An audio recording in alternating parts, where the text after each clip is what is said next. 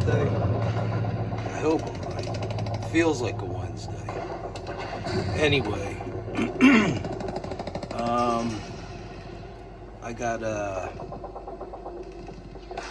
Normandy battle sounds going on in the background. You'll see why. Anyway, it's pretty much because of some of the Jeeps that I'm collecting I'm going to be showing. And incidentally, that is, that's my dad. May he rest in peace.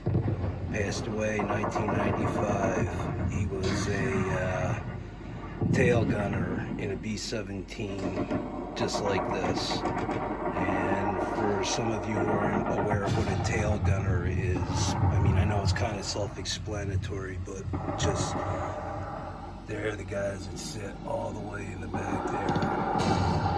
You got to be pretty small to sit back there too.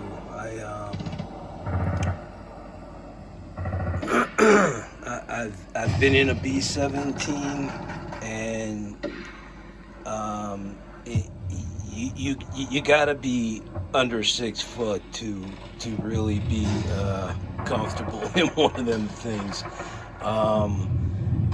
and you have to be pretty well in shape.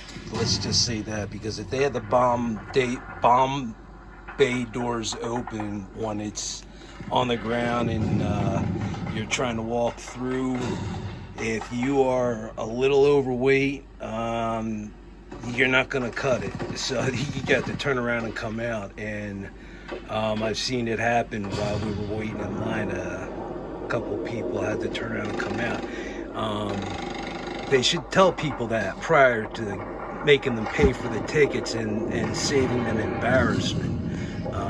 I didn't think that was right. I felt bad for them, but they weren't able to walk through the basically the belly and go into the radio room, which would have been this area right here. And there he has a gun there, and then they got the 2 waist gunners, and I believe up here the navigator and the radio man, or not the radio man, the navigator, and I forget what else would be up front there. Well, this is the bombardier, so it'll be the navigator and the bombardier in this compartment down here. And I'd hate like hell to be in the nose of a B-17, especially with Messerschmitts. Those guys flew in fast, and they came in high and quick, and they were they were crazy like the Japanese were as far as being kamikazes. The Germans did it as well. If they knew they were going down, they were taking B-17s out with them as they were going down.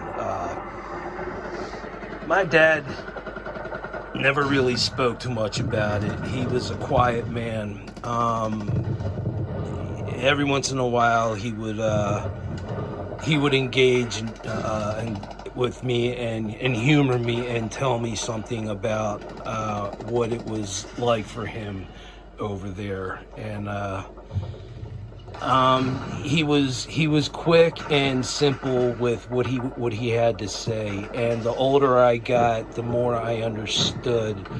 I realized that a lot of guys that came back didn't want to remember what they went through. My dad lost a lot of good friends. Completed 25 missions. and that in itself is an amazing feat, considering how many B-17s were lost over in the Europe campaign. He was one of the few and lucky that made 25 missions. So he was in a plane like that, and so I think that's why I'm opening up with like a war retrospect, and I wanted to use my dad as well, and pay my respects to him. And it kind of ties right into my Jeeps here. And I know I said one time that I wasn't gonna pop any out of the blister packs, but I just couldn't resist, for one thing, and two, I don't plan on getting rid of them or selling them. These I'm collecting for myself, so the only person it's bothering by not opening them is me. So hey Joe, I'm learning. You can give me another pat on the back. It's like I'm doing some kind of an AA meeting on opening blister packs. Anyway, what we have here, let's see if I can zoom in, make sure it stays zoomed in on the Jeep and not what's going on behind it. So I thought the sound effects worked pretty well with what I'm doing here. So this Jeep is a Korean War Jeep, and during the years 1952 to 1957 there was about just over 100,000 Jeeps made, and the model was an M3 8A1. And that's exactly what this is, only this is an M3 8A1C. And the C means that it is carrying a mounted M27A1.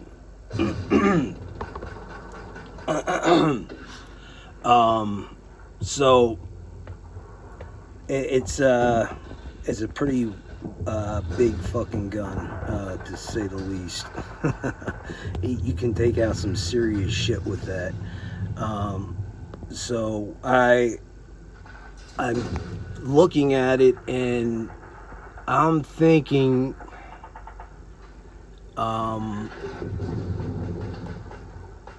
I guess you would have to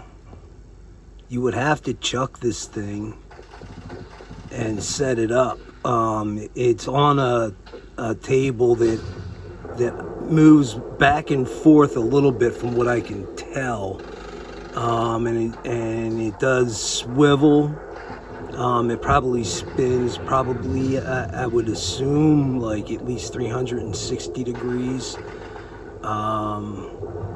and it's got an upward stance to it, which tells me that you're shooting at something from above. So it's heavy artillery taking out aircraft, I would assume, with the recoil. Actually, the version that came out later was a modified gun such as this, but it was a recoilless. I don't know if this one is or not. I don't think.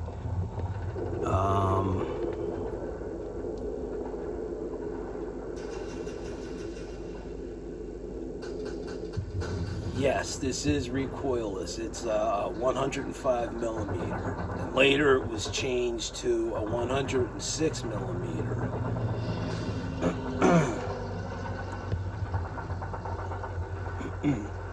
So this is what they were using in the Korean War.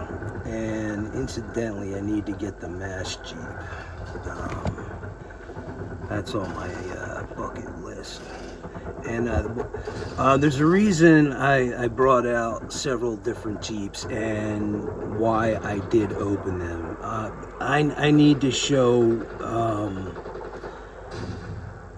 what everybody's version of 1/64th is going on here when it comes to a Jeep Willys, especially the scale. And as cool looking as this is, since you don't really have anything else to see to look at, you guys would probably just be assuming it's just a 1/64, but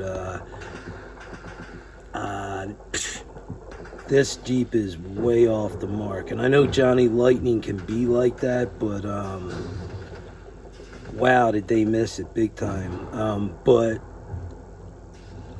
I'm not going to complain too much because they do make a lot of details. So it's not like they're just making something oversized. They are detailing what they are doing. So I will give them their props for that. The hood opens up on it. And the window folds open and folds down, as you can see. Well, not as you can see, because you wouldn't know if it would open or not, but it does. It does open and close, rather. And this is the dirty version.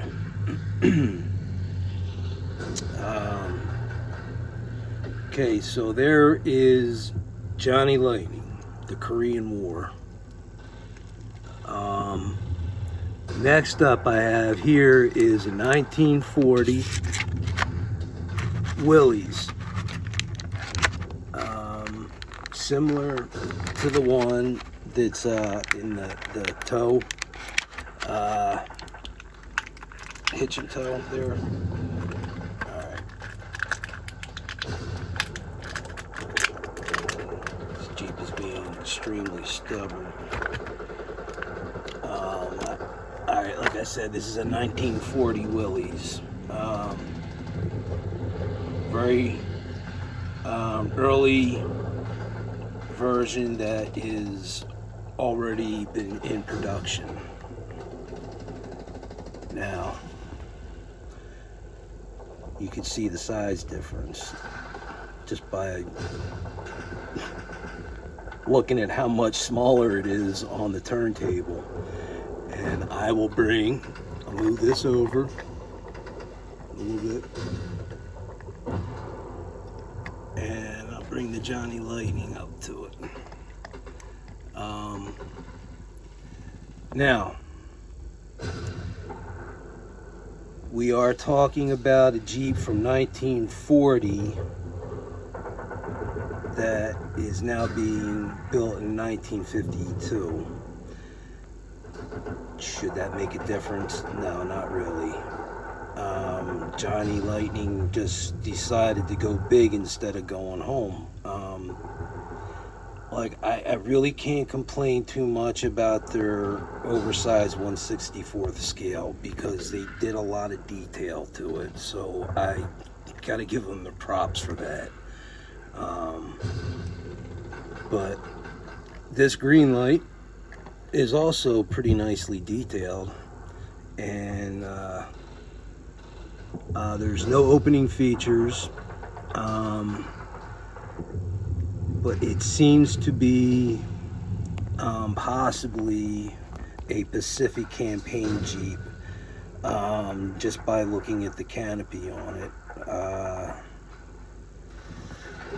And on the back of this Jeep, the jerry can and the spare tire are not very well secured and protected from any grenade fragments or bullets. They later found out that they needed to secure the can a little bit better and protect it a little bit better than having it as exposed as it was, because it was such an easy target to hit. And once you hit that gas tank, it can cause a lot of damage.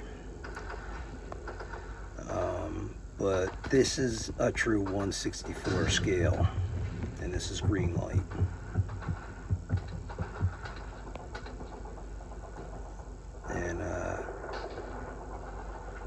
And I see they're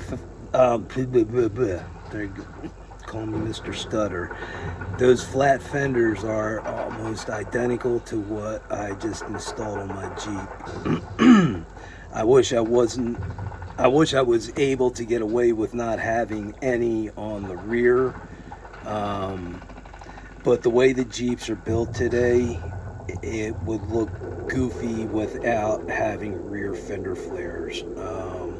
But I should have taken a picture of it before I installed them.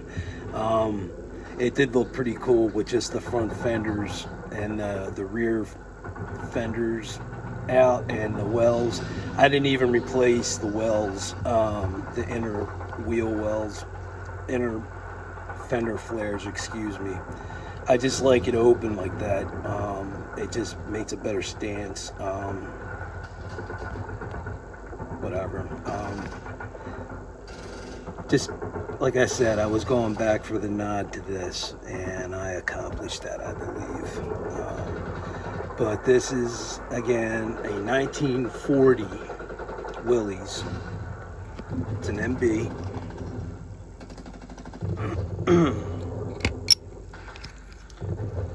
And, oh, okay, so I lied. The canopy comes off. So there you go.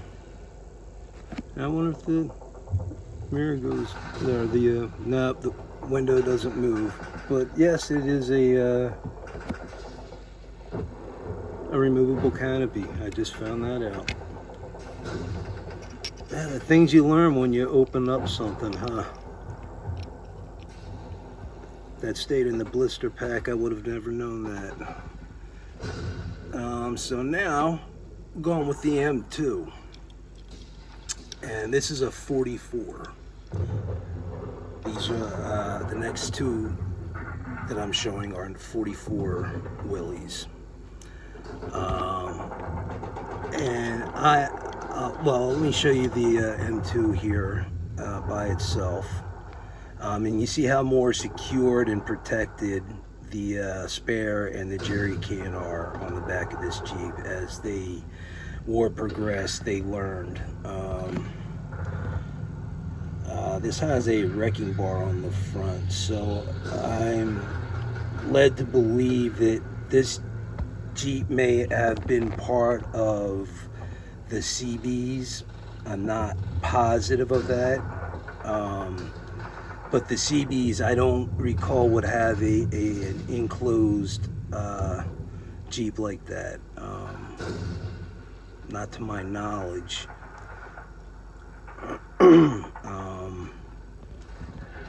And I don't think the CBs were really used in the European campaign. They were more used in the Pacific. I may be wrong about that. If any of you World War II historian buffs like myself may know, have better knowledge than myself on that, please share that with me, because I'm only pretty sure based on what I read.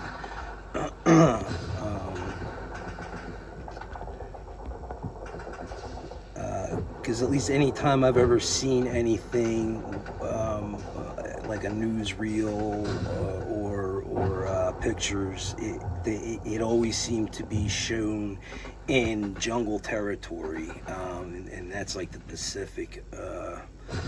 Well, there was also the Africa too, so maybe the CBs were in Africa. Maybe they were part of the European campaign. But this is an M2, and I will bring the green light back up and show you guys the comparison here for scale. And you can see that they are both almost identical in size. And if you notice, from 1940 to 1944, the wheelies did not really change much. It didn't grow in size. That's for damn sure. And I'm wondering if that other Jeep, the M2, I wonder if that is a heated Jeep, because everything about the canopy and the doors on it, everything looks a little bit more insulated. Or maybe it's more insulated because it's a General's Jeep. Who knows? But there is pretty much no mistaking that that is a 1/64th comparison right there. Okay, so taking my M2 off, 44 M2, and removing the 1940. And here's a civilian 44. It's not a chase piece or anything. That's just the way they came on the what do you call it? The lifts. This was part of the lift series, obviously. I got the lift over there, and incidentally, my buddy David from Twice Die Cast, not only has the truck that you made and gave to me provided awesome eye candy here on the side, I've also been able to use it to store some of the screws to get the Jeeps off the lift. So I put this Jeep or this truck to work, and it's doing its job. Besides looking pretty. So I'm just pointing that out. That's a custom piece from my friend David from Twice Die Cast. And this is also one that he custom made and gave to me. Love the Nomad. He did such a great job on both of them. Just wanted to let you know, David, that your truck is being put to use, and it's getting used wisely. So back here, we have the 44 civilian M2.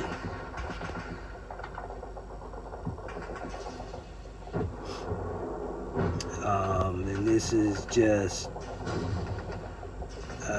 your basic civilian Jeep. There really isn't that much of a difference between this one and the World War II 44.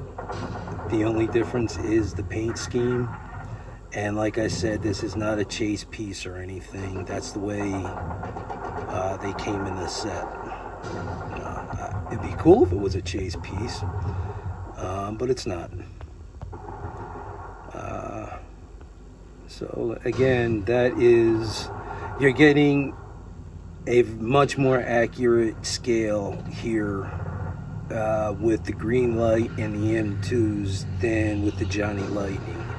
However, again, and I'm not even ripping on this because I think this is a pretty nice casting. Johnny Lightning, they made theirs a little bigger, but they did do quite a bit more detail to theirs. So, like I said, I'm not gonna bitch about them being a little oversized, because it's not like they got cheap or anything like that. They made it a point that there's a reason why they're going to be a little bit bigger.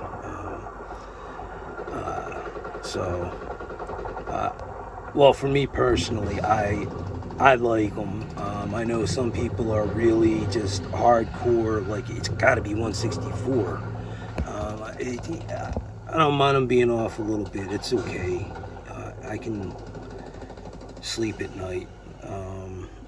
And here with this, that I don't think the, no, never mind.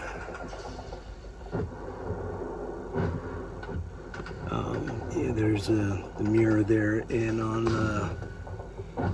there was not on the green light. The side mirror there, and the Johnny Lightning did not have a side mirror either.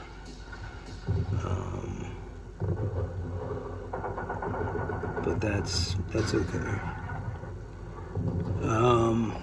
So I'm not taking this out. I really did open up quite a bit here, but this is a hitch and tow set, and this is from Greenlight. So it's basically the same Jeep that I just showed you with a different paint pattern, obviously from a different unit, but it has this cool looking trailer here that I would assume that they obviously use for supplies, or if need be, wounded people.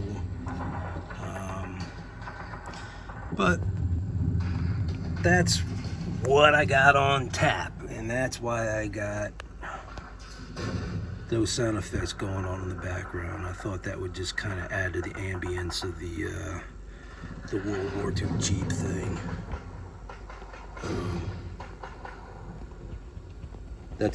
It's not like that's where I live and that's the kind of noise that goes on in my backyard all the time or anything like that.